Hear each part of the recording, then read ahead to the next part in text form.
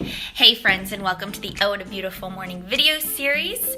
It is Monday. I hope you guys had a great weekend. I am here in Ohio with my family and we are just having a great time. I had a shoot on Friday and so I've just been here in Ohio ever since. We went to the pumpkin patch this weekend with my nieces and that was so cute. It's really feeling like fall, which is crazy. But anyway, any time with family is fun, and I hope you are having a fun weekend as well. Let's jump into, hang on, let me check. Okay, Mark 9:45-48. If your hand causes you to sin, cut it off. It is better for you to enter into life maimed than with two hands to go into Gehenna and into the unquenchable fire. And if your foot causes you to sin, cut it off. It is better for you to enter life crippled than with 2 feet to be thrown into Gehenna. And if your eye causes you to sin, pluck it out.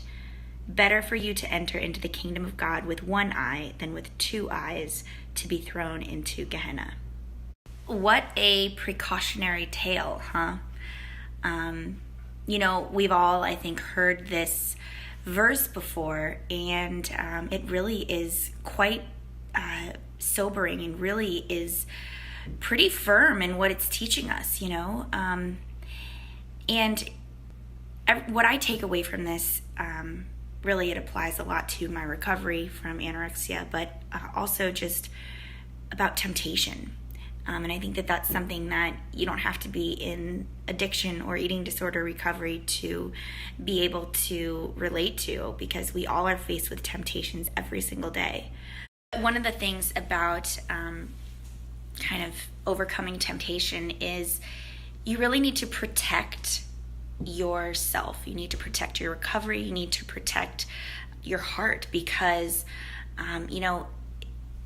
if you're going to put yourself into a situation that, you're going to stumble, if that means, if you're on the computer by yourself late at night, or if you are, whatever your temptation may be, to avoid that temptation, just like it says, if your hand causes you to sin, cut it off, pluck out your eye, cut off your foot, don't let yourself get tripped up because of this, thing that is going to lead you into sin. And that means avoiding the temptation at all costs. Living in New York, I have a lot of friends who are involved in a lot of different, businesses, whether it's marketing or, finance or criminal investigation, or criminal psychology, forensics. I have a friend who's in that. It's really cool. But I have one friend who's in the fashion industry. And for a couple years in a row, I had the opportunity to go and sit front row at a fashion show during New York Fashion Week, which, I'm sure is a huge deal. And it's that would be an honor to be able to sit in a front row fashion show. But I know that yes, I'm 10 years strong in my recovery from anorexia, but it would be not good for my recovery or my mental well-being to go and sit at a fashion show that glorifies unnaturally thin women. So even though that would be such a cool opportunity, I have turned it down every single time, and I will continue to turn it down, because that's me plucking out my eye or cutting off my hand. That is a huge temptation.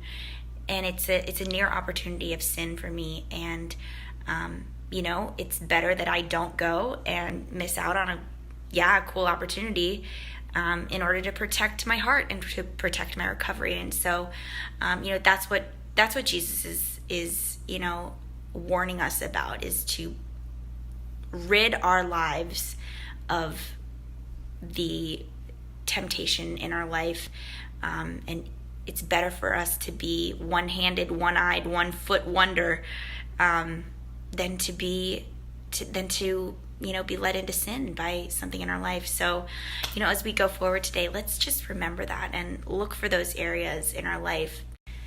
And let's just remember, I think it's Ephesians, but it's, whatever is good, whatever is pure, whatever is lovely, whatever is noble,